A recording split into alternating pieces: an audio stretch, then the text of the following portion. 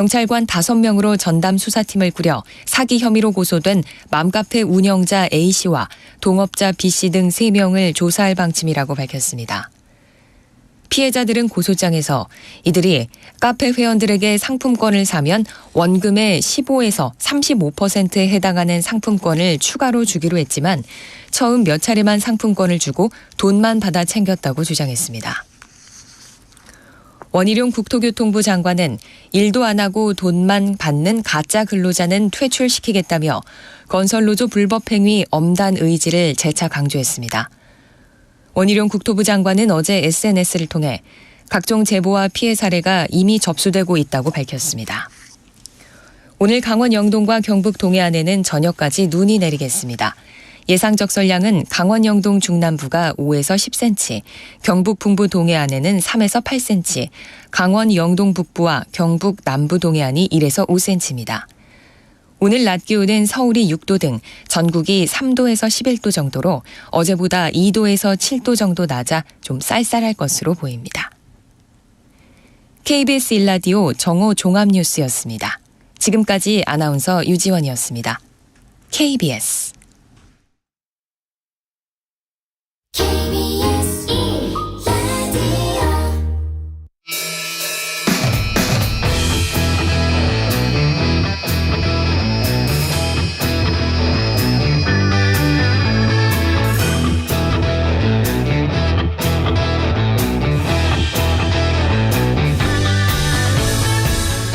주말 시사의 중심, 정관용의 시사본부. 여러분 안녕하십니까? 정관용입니다.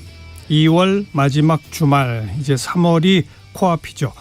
조금 기온이 오르긴 했지만 아직 겨울의 기세가 등등합니다. 오늘 아침 최저 기온이 영하 8도까지 내려간 지역도 있어요. 유독 이번 겨울이 고된 이유는 이 치솟은 난방비 때문이기도 한데요. 이런 가운데 안타까운 사고가 발생했네요. 이 전북 고창군에서 불법 체류자 신분으로 자녀들에게 돈을 보내기 위해 10년간 일을 해왔던 태국인 부부가 기름값을 아끼기 위해 방 안에서 장작불을 태웠다가 목숨을 잃은 건데요. 비록 불법 체류를 해왔지만 이 코리안 드림을 꿈꿔온 부부의 죽음, 우리 사회의 그늘진 곳을 다시 한번 되돌아보게 합니다. 네, 정관용의 시사본부 토요일 순서 시작하죠. 먼저 도로공사 연결해서 고속도로 상황 알려드립니다. 네, 도로공사 받아주세요. 정찬욱 캐스터. 네, 눈 소식이 있는 강원권 대신 남부지방으로 나들이 떠나는 분들이 많으신가 봅니다. 오늘 지방 방향 최대 혼잡 시간대답게 지금 경부선 부산 쪽 총 50여 킬로미터 구간 정체인 가운데 경기권에선 오산과 남사 사이가 제일 불편하고요. 충청권으로는 천안 분기점과 청주 사이에 차들이 대부분 몰려 있습니다. 이 천안 분기점에서 논산 천안선으로 갈아타 논산 쪽으로 가신다면 남풍새와 차량터널 사이의 답답함은 감안하셔야겠고요. 서해안선 목포 방향도 충청권 들어서는 길목이 가장 힘겨운데요. 석평택부터 막혀서 서해대교 지날 때까지 차가 많습니다. 한편 강원 지역 오가는 노선들은 경기권 중심으로 밀린다고 보시면 되겠습니다. 영동선 강릉 쪽 마성과 양지터널 사이 아주 긴 정체에 이어지는데요. 강원권의 정체는 그나마 원주와 새마을 주변에서만 짧게 나타납니다. 반면에 서울 양양선 양양 쪽으로는 남양주 요금소부터 화도까지가 고비인데요. 그래도 강원권에 이동하기는 지금 아주 수월합니다. 그래도 이 지역에서 주행하신다면 도로 살얼음으로 인한 미끄럼 사고 예방에 힘써 주셔야겠습니다. 지금까지 한국도로공사 교통센터 정찬호였습니다.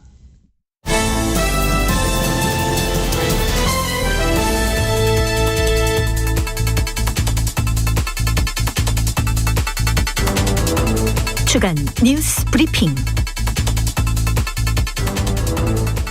토요일 주간 뉴스 브리핑 중앙일보 윤성민 기자와 함께합니다. 윤 기자 어서 오세요. 예, 안녕하세요. 오늘은 이 국민의힘 전당대회 소식부터 살펴보죠. 예, 이번 주에 가장 큰 이슈가 이 김기현 후보 땅 투기 의혹이었었는데 예. 의혹 제기가 어떻게 시작된 거죠? 지난주 월요일이었죠. 당대표 후보들의 제주 합동 연설회가 있었는데 그곳에서 황교안 후보가 처음 의혹을 제기했습니다.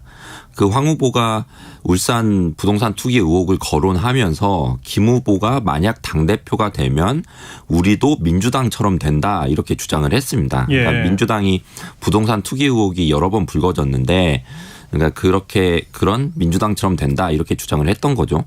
그리고 그 다음 날부터 김기현 후보와 양강 구도를 형성하고 있는 안철수 후보도 의혹 제기에 동참을 했고요. 이어서 최근에는 천하람 후보도 참전을 했습니다. 현재는 땅 투기 의혹을 가지고 김 후보를 제외한 3명의 후보 모두가 김 후보를 공격하고 있는 모습인데요. 사실 이런 의혹 제기가 처음 있는 일은 아닙니다. 2021년 김 후보가 국민의힘 원내대표를 맡았을 때가 있었는데 그때 양이원영 민주당 의원도 같은 의혹을 제기했었습니다. 어떤 의혹이죠? 김기현 후보가 1998년에 울산 울주군에 약 3만 5천 평의 맹지를 지인으로부터 구입을 했습니다. 네. 이 땅은 산지인데 김 후보 본인의 해명에 따르면 부도 위기에 몰린 교회 지인 부탁으로 샀다고 합니다. 참고로 1998년은 김 후보가 울산에서 변호사를 하던 때로 정계 입문은 하기 전 일이고요. 예. 그런데 2010년 김 후보가 산 토지로부터 약 1.5km 떨어진 곳에 KTX 울산역이 생기면서 투기 의혹이 갑자기 나오기 시작한 겁니다. 이때는 김 후보가 18대 국회의원이었던 시점이고요. 그리고 그 김 후보 토지 근처로 울산역으로 가는 도로가 생긴다라는 얘기가 나오면서 투기 의혹이 더 커졌던 겁니다. 네. 2021년 양이원영 의원이 의혹 제기를 했을 때 김 후보의 땅이 최소 1,800배 뛰었다고 주장을 했었어요. 이번에 안철수 후보 등도 1,800배 폭등한 땅의 투기에 대해서 해명하라 이렇게 주장하고 있는 상황입니다. 실제로 1,800배 그렇게 많이 올랐나요? 시세라는 것은 사실 실제 팔려야 형성이 되는 건데 25년 동안 거래가 없어서 이 시세에 대해서는 명확하게 말하기는 우선 힘들고요.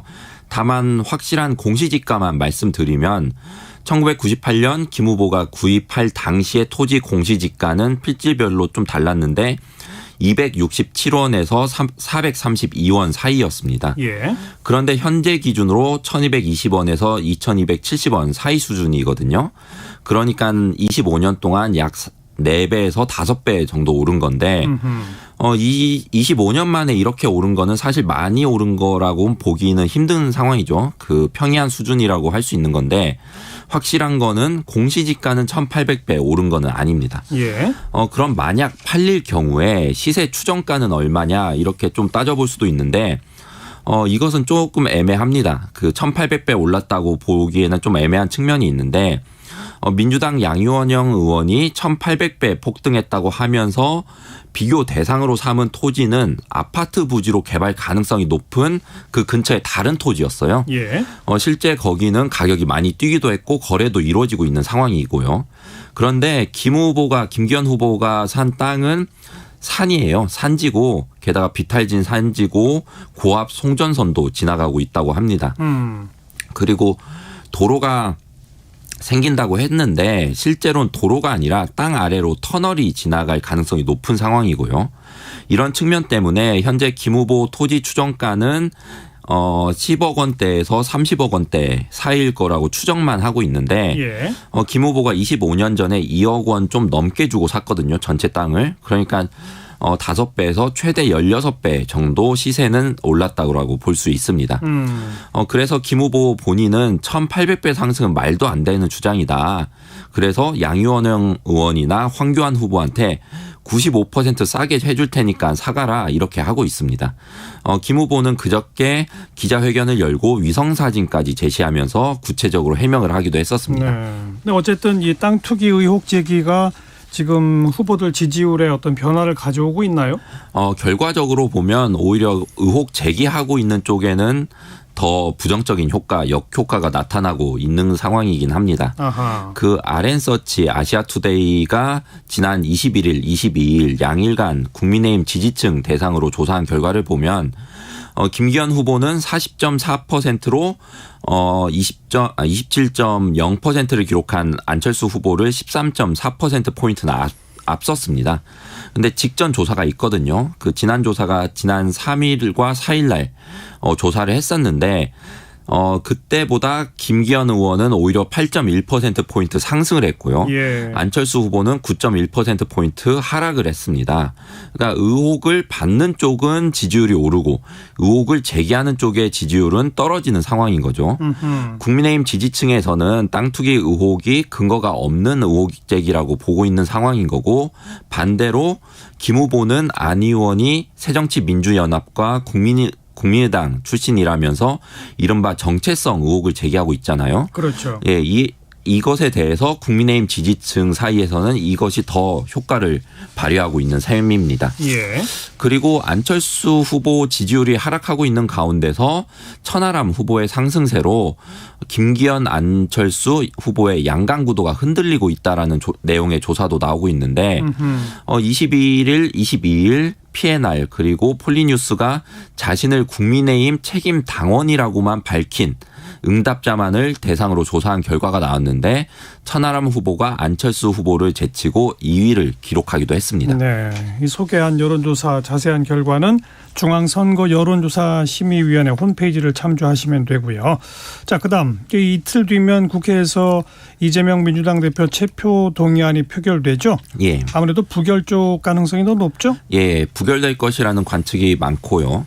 국민의힘은 당연히 찬성표를 던지겠죠. 거기에다가 정의당도 찬성표를 던지겠다고 한 입장이고, 그리고 시대전환 그리고 일부 무소속도 찬성표를 던진다고 가정을 하면 민주당에서 28명 이상의 이탈표가 나와야 가결이 됩니다. 예. 그런데 현재 분위기상 그 정도 이탈표는 안 나올 것으로 민주당은 보고 있고요.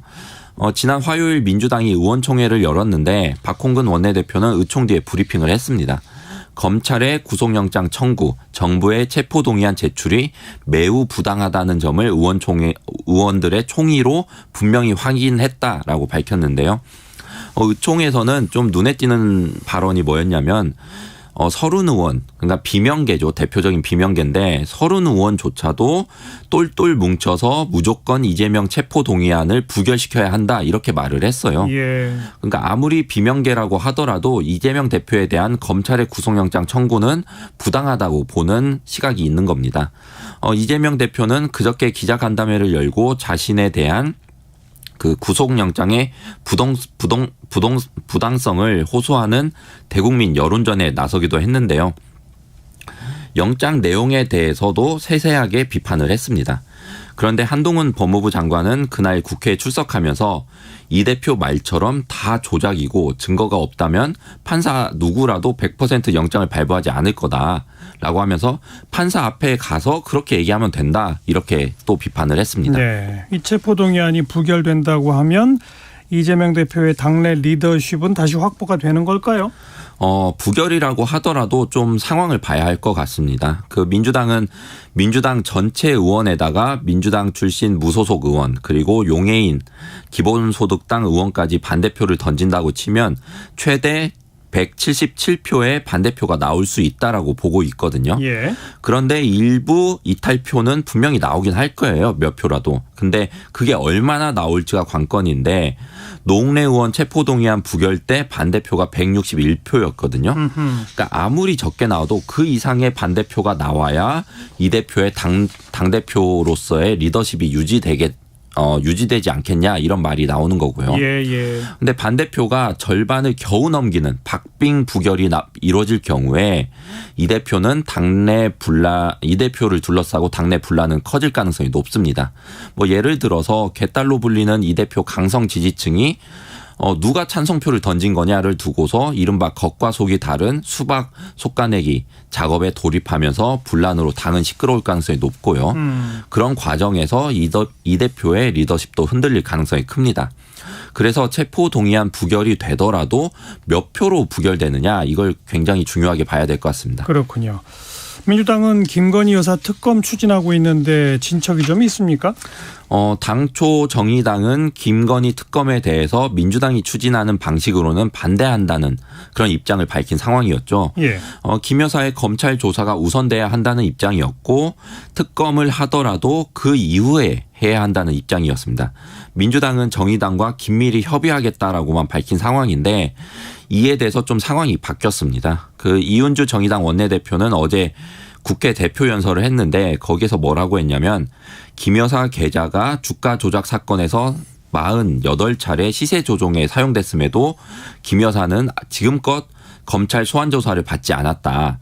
이렇게 말하면서 검찰이 김 여사의 소환 조사를 거부한다면 정의당은 이 수사를 진척시킬 방안을 판단하겠다. 이렇게 말을 했거든요. 그러니까 검찰 소환 조사 여부에 따라서 특검을 추진할 수 있다라는 이 내용을 시사한 거죠. 그래서 김건희 특검이 3월 임시국회에서 탄력을 받을 수 있다. 이런 얘기도 나오고 있습니다. 예. 지금 국회에서 또 논란이 되고 있는 법안이 이른바 노란봉투법이잖아요. 예. 이번 주에 국회 환경노동위원회를 통과했죠. 예. 앞으로 절차가 어떻게 됩니까? 법사위 심사를 앞두고 있는데 법사위 위원장이 국민의힘이다 보니까 민주당은 법사위 논의가 지연되면 법사위를 건너뛰고 본회의에 직접 회부하겠다 이런 방침을 밝힌 상황입니다. 상임위원회 문턱을 넘은 법안이 법사위로 넘어가서 60일 넘게 처리되지 않으면 소관 상임위, 그러니까 이번 그 노란봉투법의 경우에는 환노위죠. 예. 환노위가 표결을 하면 본회의에 직회부를 할 수 있습니다. 그런 절차로 본회의로 직행한 사례가 쌀 초과 생산량을 정부가 의무적으로 매입하게 하는 양곡관리법인데 민주당은 이 법안을 내일 모레 국회 본회의에서 처리할 계획이거든요. 그렇죠. 그러니까 이 법안 같은 경우도 법사위를 건너뛰었었어요. 예. 그런데 윤석열 정부와 여당 인사들이 노란봉투법에 대해서 일제히 반대하고 있어가지고 좀 상황은 봐야 할 것 같습니다. 한덕수 총리는 이번 주에 노란봉투법은 문제가 많다. 헌법과도 굉장히 배치된다라고 말을 했고요. 그리고 오세훈 서울시장도 기업 파괴법이다라고 비판을 했습니다. 그리고 윤희숙 전 의원 같은 경우에는 문재인 대통령도 노란봉투법을 꼭 통과시키겠다라고 해놓고는 대통령이 되고 보니까 이 법안이 경제를 작살낼 것 같아서 안 했다. 그러니까 이 법안을 통과시키면 안 된다. 이렇게 주장을 했습니다. 예. 여기까지 하죠. 중앙일보의 윤성민 기자 고맙습니다. 예, 감사합니다. 네, 정관용의 시사본부 듣고 계시고요. 12시 26분 향해 갑니다. 기상청 교통정보센터 연결해서 주말 날씨와 현재 도로 상황 전해드립니다. 기상청의 송소진 씨. 지금 강원 영동과 경북 북부 동해안에는 대설주의보가 발효 중인 가운데 많은 눈이 내리고 있습니다. 앞으로 강원 영동에는 5에서 10cm, 경북 동해안에는 3에서 8cm의 눈이 더 내릴 전망입니다. 그 밖에 전국은 오늘 대체로 맑겠지만 대기가 매우 건조해서 불조심하셔야겠습니다. 지금 서울과 대구, 광주, 부산, 울산을 비롯해 전국 많은 지역에 건조주의보가 발효 중이고요. 바람까지 강하게 불고 있어서 작은 불씨가 큰 불로 번질 위험이 매우 높은 상태입니다. 오늘 낮 기온은 서울, 대전, 광주 6도, 제주 7도, 부산 10도 등에 머물며 어제보다 1도에서 6도가량 낮겠습니다. 일요일인 내일 아침까지는 반짝 추위가 이어지겠고요. 내일 낮부터 평년 기온을 회복할 전망입니다. 내일은 전국의 하늘이 맑을 것으로 예상됩니다. 현재 서울의 기온은 2.8도입니다. 날씨 정보였습니다. 이어서 이 시각 교통 상황을 KBS 교통정보센터 이승미 씨가 전해드립니다. 네, 이 시각 교통 상황입니다. 주말 교통량도 많고요. 사고도 잦은 편입니다. 중앙고속도로 지선 양산 방향으로 남양산에서 사고가 있었습니다. 처리 작업은 정리되고요. 2km 구간 정체가 남아 있습니다. 대구 부산고속도로 대구 방향으로는 고정 1터널 입구인데요. 1차로에서 승용차끼리 부딪힌 사고 나서 부근 정체되고 있습니다. 경부고속도로 서울 방향으로는 신탄진 부근 3km 구간 사고 영향이 남아서 밀리고 있고요. 이후 옥산에서 목천 부근까지 막힙니다. 부산 방향으로는 여전히 충청권의 교통량이 많습니다. 목천에서 청주 부근까지 27km 구간에서 정체되고 있습니다. 서양고속도로 서울 방향으로는 화성휴게소에서 8탄 분기점 사이 정체가 시작이 되고요. 이후 용담터널 사고 여파로 매송휴게소부터 막힙니다. 반대 목포 방향으로는 8탄 분기점에서 화성휴게소까지 또 서평택 분기점에서 서해대교까지 밀리고 있습니다. KBS 교통정보센터였습니다.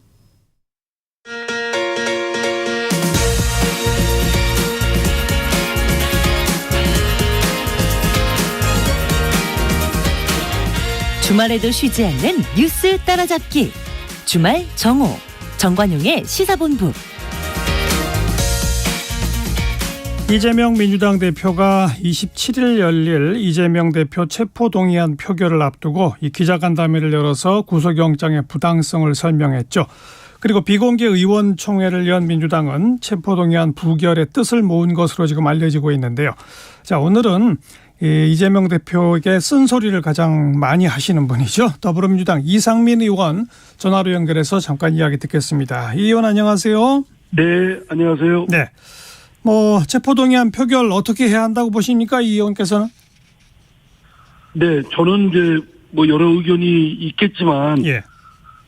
우선 이재명 대표가 지난 대선 공약에 여러 차례 공약을 체포동의안이나, 불체포 특권이나 면책 특권을 폐기해야 된다라고 공약을 했기 때문에 일관성을 지키기 위해서는 본인이 스스로 영장 심사를 받는 것이 적절하다고 생각되고 예. 그게 깔끔하다고 생각됩니다. 예. 그러나 이제 그 이전에 검찰의 수사의 태도가 믿을 수 없고 믿었지 않고 또 여러 가지 불신이 팽배해 있기 때문에 예. 그 부분에 대한 부분을 검찰의 입장대로 그냥 거기에 이끌어만 가는 것도 적절한가라는 의문이 있습니다. 예. 그래서 특히 검찰의 별건 수사를 너무 남발하고 있고 예. 또 수사 과정에 부적합한 적정 절차, 적법 절차를 지키지 않는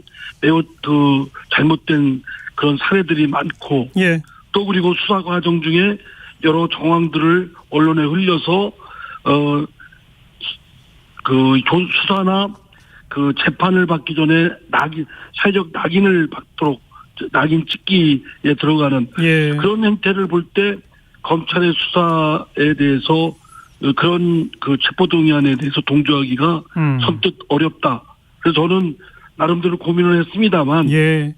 일단은 검찰의 수사 그런 등등을 믿을 수 없고 예. 자칫 그런 체포동의안에 그런 절차에 가기를 시킬 경우에는 검찰의 입장을 동조하는 것처럼 비춰지는 거에 대한 제동이 필요하다라고 예. 해서 부결을 해야 된다라고 생각을 하고 있습니다. 네. 그러니까 원칙적으로는 영장 심사 받는 게 맞지만 검찰 수사가 문제고 잘못됐으니까 부결해야 한다.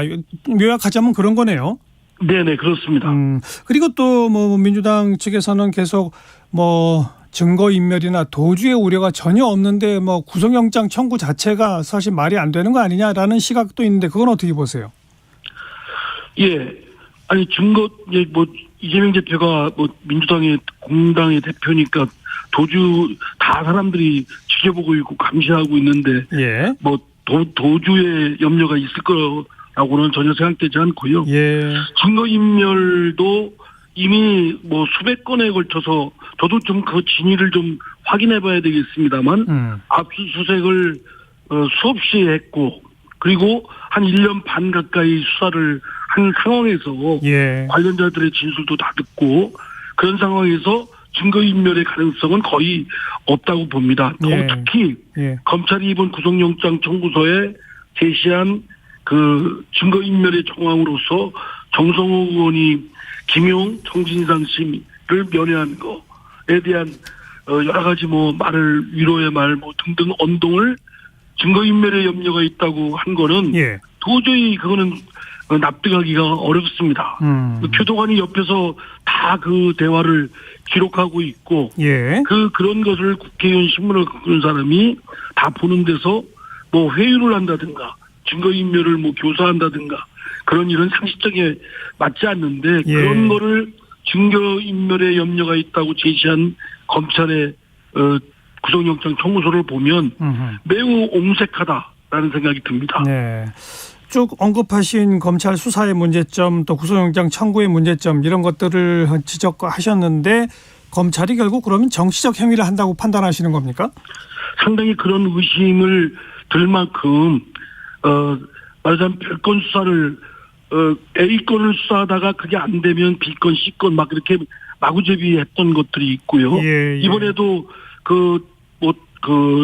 성남 FC 건의 경우도 쌍방울의 건의 경우도 무료변론 변호사비 대납 건 이거 수사하다가 갑자기 북한 송금 문제로 수사가 다른 쪽으로 바뀌어봤었습니다. 그리고 이제 변호사 대납 문제는 자취도 없이 사라지고 뭐 이런 등등을 비춰보고 볼 때 매우 정략적인 의도가 있다라는 의심이 상당히 듭니다.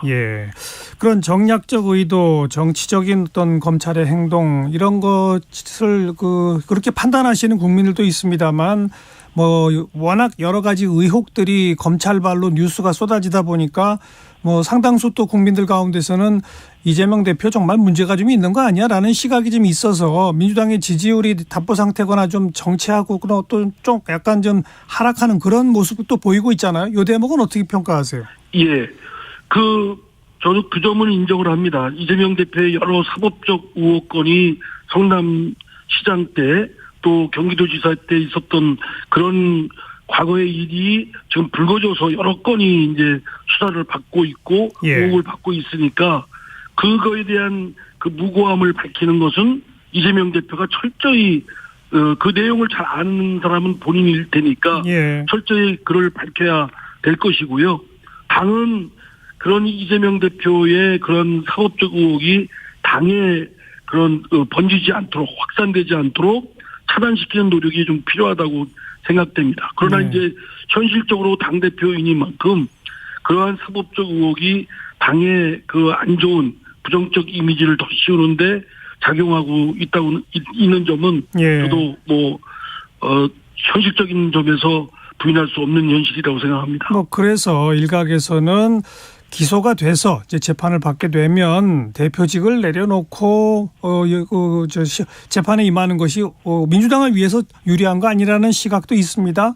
이상민은 어떻게 보세요? 이미 저를 포함해서 당내에서도 당대표 나가서는 안 된다. 그런 이유 때문에 이런 것들이 충분히 예상되기 때문에 당에 엄청난 타격을 줄 것이고 그러면 이재명 대표도 물론 당도 엄청난 그런 불행한 일을 겪게 될 것이기 때문에 당대표 나가서는 안 된다 했지만 어쨌든 전당대회 때 절대적 지지로 선출이 됐고 그러면 지금 말씀하신 대로 이제 당헌 당규에는 기소가 되면 당직자의 경우 기소되면 그 당직을 내놓게 되어 있는 것이 원칙입니다.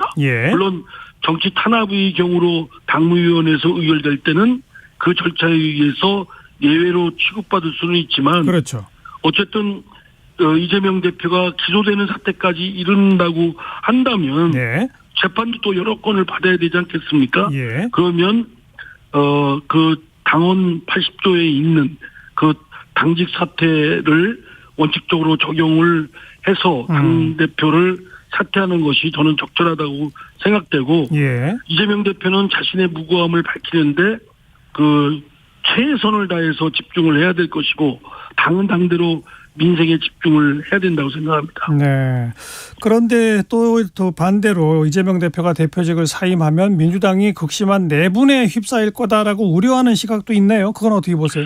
그런 걱정도 일부분 근거가 없는 건 아니지만은 그러나 어느 특정인 때문에 공당이 전체가 운명이 좌지우지된다는 것 또한 너무 좀 침소봉대다라고 생각됩니다. 어느 특정인의 그 사람의 입장이나 또는 신상의 변화가 있다고 해서 당이 좌지우지되지 않도록 하는 그건 더불어민주당의 총체적인 역량이라고 달려있다고 생각됩니다. 충분히 더불어민주당의 구성원들은 당에 지금 놓여있는 여러 가지 어려움, 위기적 상황을 당대표 이재명 대표가 물러난다고 할지라도 충분히 극복하고 오히려 황골탈퇴하는 새로운 모습을 보여줄 수 있는 계기가 된다고 생각합니다. 그 황골탈퇴하는 새로운 모습이 구체적으로 뭡니까? 이제 당장 내년 총선을 치러야 되는데 다시 전당대회를 해서 새 대표를 뽑아야 합니까? 아니면 비대위 체제 정도로 그냥 계속 가야 합니까? 글쎄요. 제가 지금 아직 그러한 사태가 이재명 대표에 대한 기소도 안 된 상황에서 가정해가지고 제가 개인적 의견을 좀 함부로 내놓을 것은 아닌 것 같고요. 어쨌든 그건 당내에서 여러 의견들이 있고 아직은 그걸 공식화하고 논의는 안 하고 있지만 335 만나서는 그런 얘기들을 하고 있습니다. 또 당내에서는 이재명 대표가 대표직을 사퇴해서는 안 된다. 이런 예, 의견도 예. 또 강력하게 또 있기 때문에 예. 뭐 그것이 뭐 일정 그룹이나 한두 사람의 의견만으로는 뭐 이걸 관철할 수는 없다고 생각되고요. 뭐 당내에 충분히 그러한 상황을 지혜를 모아서 해낼 수 있으면 방안이 마련될 수 있다고 생각됩니다. 네. 아무래도 대표직 사퇴하면 안 된다는 의견이 당내에선 여전히 다수죠? 그렇지 않습니까? 뭐 그걸 전수조사한 건 아니니까 예. 제가 잘 모르겠습니다만 그 의견도 상당히 강력하게 만만치 않게 있고요. 예. 또 당원들 중에는 이재명 대표에 대한 절대적 그 지지를 보내는 분들이 있기 때문에 그렇죠. 그분들의 또 의사도 상당 대표직을 물러나서는 안 된다는 분들도 있습니다. 예. 물론 이제 그 반대 의견을 갖고 있는 의견들도 많고요. 예. 자, 그 정도 하고 지금 김건희 여사 특검에 대해서 이상민 의원 생각은 어떻습니까? 김건희 씨의 그 주가 조작권은 상당히 의심이 되기 때문에 검찰이 철저히 수사를 해야 되는데 예. 수사도 안 하고 있고 또 결론도 안 내고 있습니다. 그래서 이거에 대해서는 당위론적으로 따지면 그러면 특검을 통해서라도 진상을 밝히고 그에 합당한 책임을 물어야 되겠다라고 예. 하지만 예. 어쨌든 여당이 지금 뭐 극구 반대하고 있고요.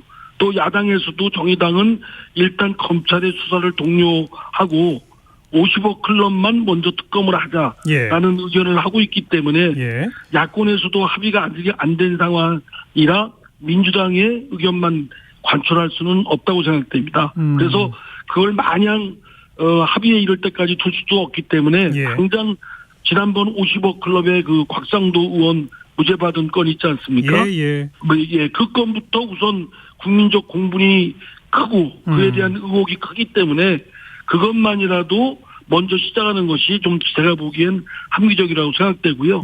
정의당이 그와 관련된 법안이 특검안이 제출되어 있기 때문에 그렇죠. 우리 당도 이제 그의 그 논의에 참여하고 또 여당도 참여하도록 압박을 해서 빨리 이것부터 특검 수사가 진행되도록 해야 될 것 같습니다. 네. 그러면 그거는 이른바 50억 클럽에 해당되는 특검입니까? 아니면 대장동 전반, 지금 이재명 대표에 대한 수사도 좀 문제가 있다고 하셨으니까 이재명 대표를 포함한 대장동 전반에 대한 특검입니까? 그 성격이 어떻게 되죠? 전반에 대한 거는 여야가 합의가 도저히 안 될 것이고요. 정의당도 마찬가지고 정의당은 이미 이제 50억 클럽에 대한 것만 그 거론된 사람들 6명인가요? 그리고 그 성남시 의원 당시 의원이었던 두 사람까지 포함해서 거기에 국한하고 관련된 사건에 대해서만 이렇게 한정을 했습니다. 그렇게 먼저 시작을 하는 것이 저는 합리적이라고 생각됩니다. 네. 그리고 김건희 여사 부분에 대해서는 정의당이 아직 동참 안 한다 했습니다만 최근에 정의당의 입장이 검찰이 지금 전혀 수사를 진척을 안 시키고 있기 때문에 수사를 하게 할 방법을 지금 강구하고 있다라고 하는 그런 표현을 통해 가지고 김건희 여사 특검에 동조할 듯한 의사도 밝혔거든요. 만약 정의당의 입장이 그런 식으로 전환된다면 그것도 이제 그때 가서 추진하자 이런 입장이신 거죠? 예, 그렇습니다. 뭐 지금 여야가 합의해도 진행되기가 쉽지 않은데 야권에서도 이렇게 의견이 달라서 합의가 안 되면 굉장히 어렵지 않겠습니까? 그런데 이제 그런 취지에서 정의당안을 일단 따르되 정의당이 지금 그와 같이 검찰이 수사를 전혀 하지 않고 결론도 안 내는 그런 그 행태를 보일 때는 그 시한을 정해서 빨리 그 특검 법안을 처리하도록 그렇게 하는 것이 맞다고 봅니다. 네, 알겠습니다. 여기까지 말씀드릴게요. 더불어민주당 이상민 의원 고맙습니다. 네, 감사합니다. 자, 계속해서 바로 이 정의당의 입장 들어봅니다. 이은주 원내대표 안녕하세요. 네, 정의당 바로 연결할게요. 이은주 원내대표 안녕하세요. 안녕하십니까. 이은주입니다. 방금 민주당의 이상민 의원과도 인터뷰를 했습니다만은 김건희 여사 특검에 대한 정의당의 입장이 좀 뭔가 좀 변화가 있어야 김건희 여사 특검을 본격 추진할 수 있다. 이런 의견이던데 지금 정의당 김건희 여사에 대한 특검 입장이 어떻습니까? 특검 자체에 대한 찬반이라기보다는 검찰이 할 일을 해야 한다는 겁니다. 실제 뭐 저희가 그 50억 클럽 뇌물 사건은 특검을 발의를 했잖아요. 그렇죠. 예, 1심 판결에서 검찰이 혐의 입증을 못했어요. 예. 예, 의도적인 부실 수사, 부실 기소로 무죄가 났기를 바랬다고밖에 볼 수 없는데 예. 반면에 김건희 여사는 소환 조사도 이루어지지 않았습니다. 그렇죠. 예, 그 김건희 여사가 개입됐을 정황은 진짜 지난번 권오수 전 회장 판결로도 드러났어요. 예. 그런데도 불구하고 검찰이 헌법과 법률이 정한 수사 의무를 다하고 있지 않는 건데 예. 이 부분에 대해서 저희는 검찰이 실제로 권력이 굴하지 않는 진짜 검찰인지 입증을 하라는 겁니다. 네, 네. 그런데 검찰은 여전히 소환 조사할 계획조차 지금 밝히고 있지 않습니다. 언제까지 마냥 기다려야 할까요? 뭐 어제 이제 저희도 김건희 여사에게 소환 조사 요구했지만 불응했다는 뭐 1차 수사팀 관계자 발언이 나온 걸 확인했어요. 예. 그리고 이를 둘러싼 또 사실관계 공방이 벌어지고 있는데 예. 국민적 시선이 이제 집중이 되고 있습니다. 검찰이 답을 할 수밖에 없는 상황에 놓여 있는 거고요. 예. 저는 검찰이 김건희 여사 언제 소환하고 언제 수사 결과 내놓을 건지 답을 해야 된다고 보고요. 예. 그리고 어제 뭐 비교섭 단체 대표 연설에서 말씀드린 것처럼 예. 이 부분에 대해서 뭐 이후에 저희가 뭐 운영위 소집도 지금 해놓은 상태입니다. 예. 대통령실의 입장을 명확히 물을 거고요. 예. 또 뭐 검찰총장 방문이나 뭐 이런 것도 계획에 있는데 예. 저희 국회가 할 수 있는 조치를 책임 있게 나설 겁니다. 네. 일단 국회가 할 수 있는 조치로 검찰을 압박하는 행위를 계획하고 계신데 네. 그것에 대한 응답이 없으면 특검 쪽으로 입장이 바뀔 수도 있는 겁니까? 어떻습니까? 뭐 특검을 포함해서 예. 다 검토를 하고 있습니다. 네. 알겠고요. 그 대장동 50억 클럽에 대한 특검 법안 제출하셨지 않습니까? 네. 그거는 딱 50억 클럽에 한정된 특검입니까? 대장동 전반에 관한 특검입니까? 정확히는 50억 클럽 뇌물 사건 특검입니다. 네, 네. 뭐 곽상도 전 의원, 뭐 박영수 전 특검, 권순일 전 대법관 등 지금 뭐 일당이 이름은 나오지만 실제로 곽상도 전 의원을 제외하고는 수사가 어떻게 됐는지조차 알 수가 없어요. 예. 거기다가 곽상도 전 의원 같은 경우는 아들이 50억 황제 퇴직금을 받았는데 무죄가 나왔어요. 예. 2022년도에 산재 사망 노동자 유족 급여가 평균 1억 5천이에요. 예. 누가 봐도 이거는 뭐 저는 이제 시민 모두 다 납득을 할 수 없습니다. 예. 이거는 검찰이 의도적인 부실 수사나 부실 기소가 가져온 결과라고 보고요. 예. 그래서 요것에 대해서 양당이 거부할 수 없다. 이렇게 왜냐하면 이 50억 클럽을 최초로 폭로한 분도 국민의힘 의원이십니다. 그렇죠. 예. 네, 민주당도 이걸 거부할 명분이 없어요. 예. 단지 다른 거는 저희는 이 양당은 사법적 이해관계가 있는 당사자들이거든요. 예. 그래서 특검 추천권을 내려놔라.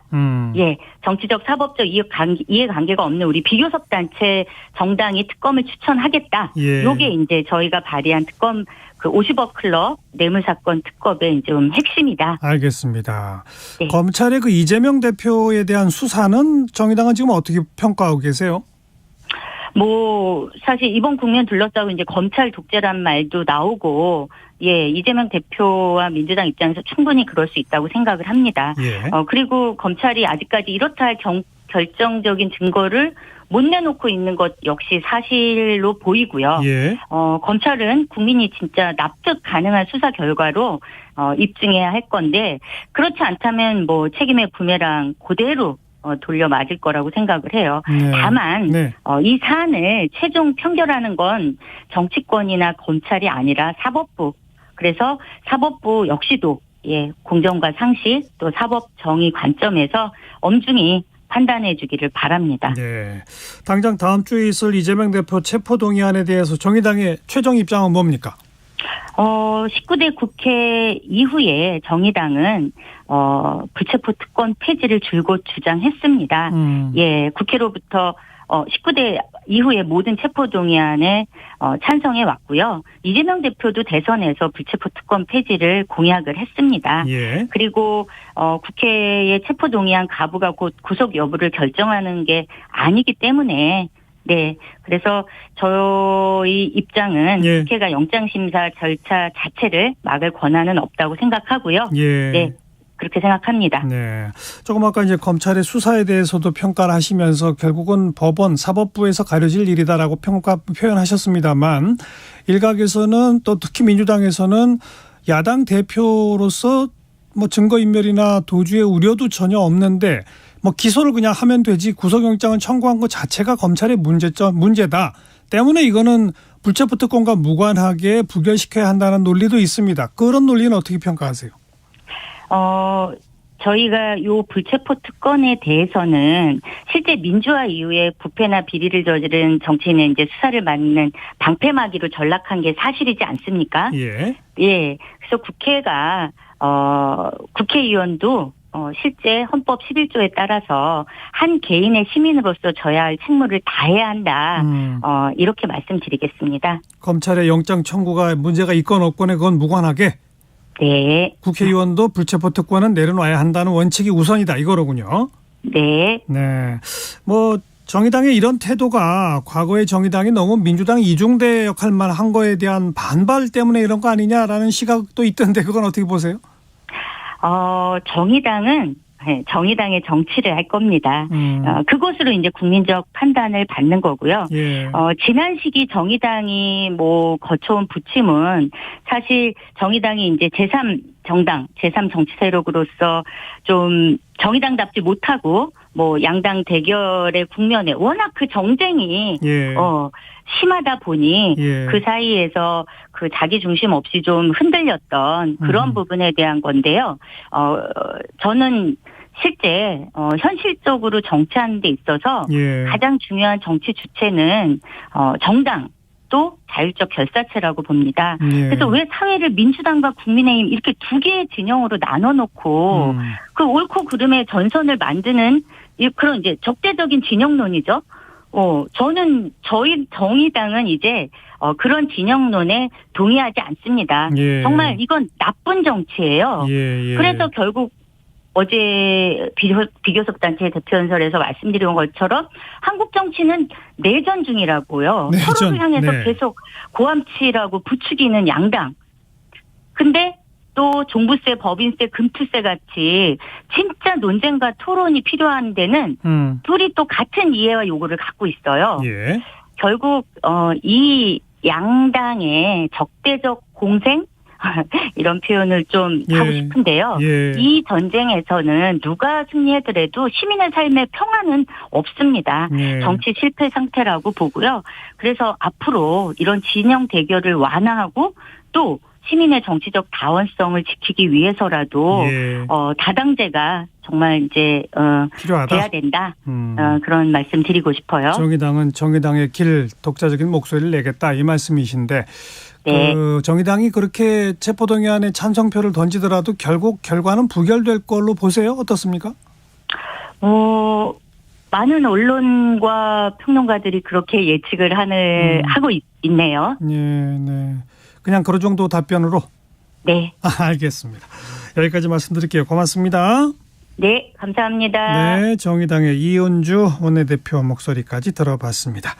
자, 정관용의 4번부 토요일 1부 마치겠습니다. 긱스가 부르는 더 이상 내게 잠깐 들으시고요. 1시 2부에 다시 올게요.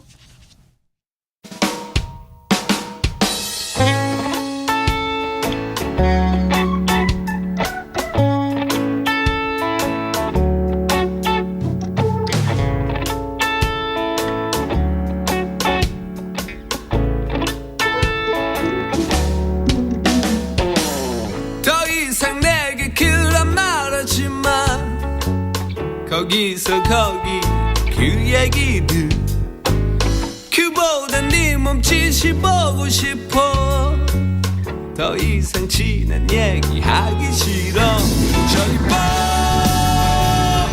하늘 있잖아 그리고 너는 아름답잖아